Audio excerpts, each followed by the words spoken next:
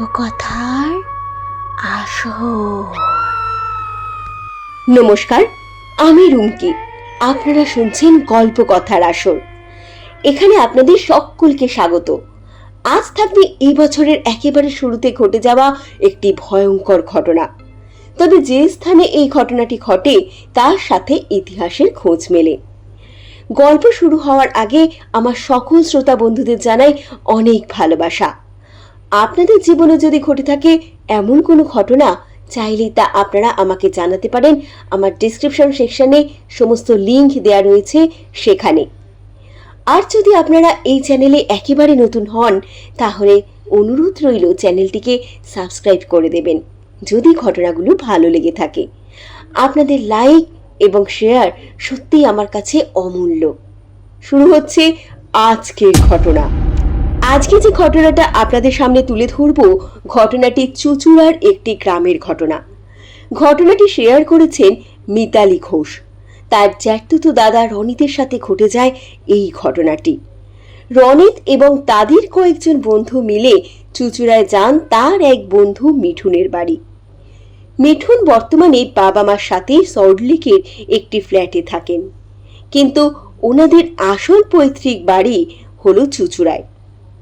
পুজোর ছুটিতে সব বন্ধুরা মিলে ঠিক করেছিল চুঁচুড়ায় যাবে এবং কয়েকদিন সেখানেই কাটাবে, এবং সেখানেই ঘটে যায় এই ঘটনাটি।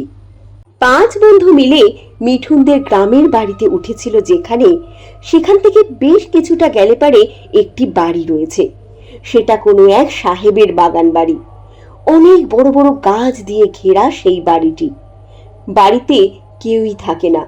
সেটা একেবারে জীর্ণ অবস্থায় পড়ে রয়েছে বহু বছর ধরে। একেবারে শুনশান, প্রায় ভগ্ন। প্লাস্টার গেছে চোটে, ইট দেখা যায়। আর পুরো বাড়িটি ফাটলে ছোট ছোট অশ্বত্থ গাছ আর বট গাছের চারা হয়ে রয়েছে। বড় বড় গাছ যেমন বাড়িটিকে ঘিরে রয়েছে, দেখে মনে হচ্ছে পুরো বাড়িটি যেন তারাই কবজা করে ফেলেছে।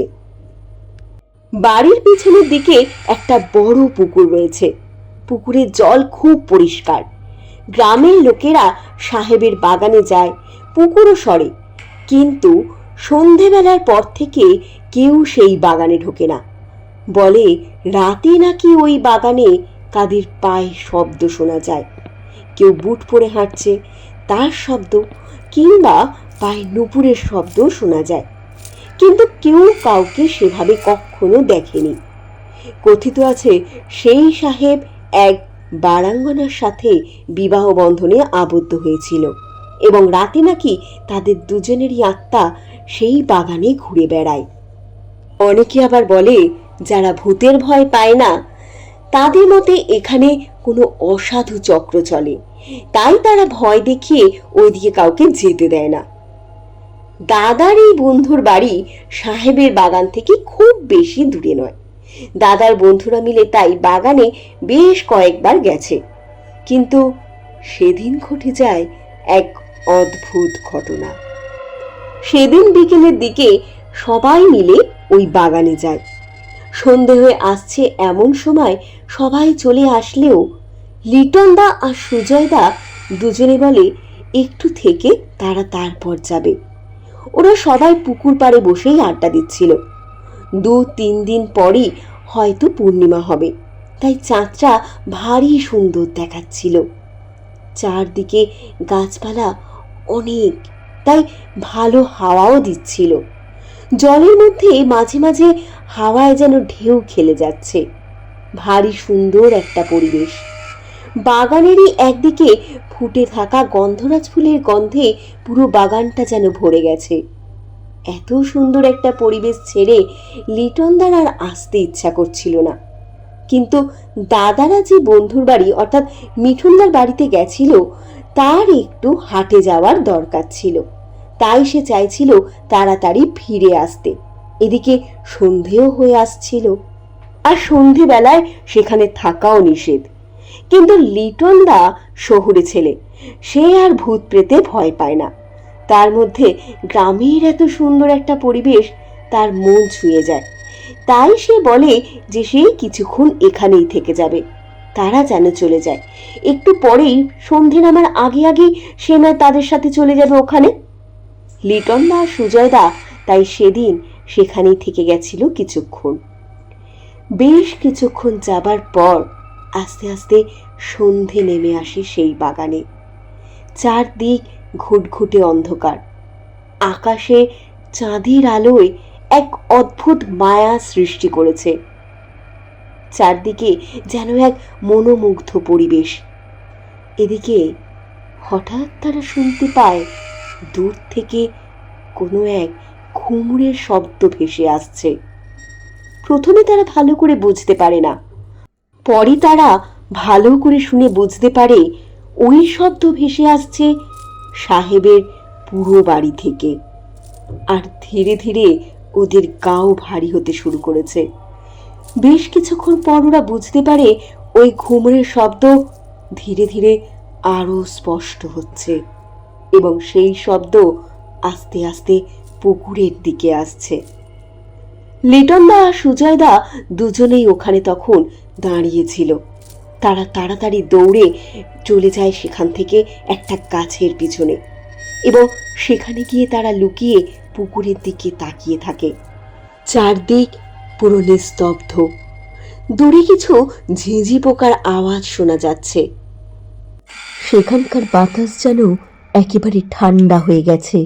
ওরা বুঝতে পারে কেউ যেন পুকুরের দিকে আসছে, তার শব্দ শোনা যাচ্ছে ঘাস পাতার উপর দিয়ে হেঁটে হেঁটে। কিছু সময়ের মধ্যেই ওরা দেখে এক অপূর্ব সুন্দর কোনো একজন নারী লাল পাড়ি শাড়ি পরে পুকুরের ধারে বেদির উপর এসে বসে। কিন্তু তার চোখ দুটো যেন বড় উজ্জ্বল, বড় গভীর, যা আর পাঁচজন মানুষের থেকে একেবারে আলাদা। চাঁদের আলো তার মুখে এসে পড়ে, কিন্তু সেখানেই তাদের গা শিউরে ওঠে ভয়ে, এই দেখে যে সেই মহিলার কোনো পা নেই। হ্যাঁ, শাড়ির তলা দিয়ে তার কোনো পা দেখা যাচ্ছে না। এই দেখে তারা ভয় স্তম্ভিত হয়ে যায়। কি করবে বুঝতে পারে না।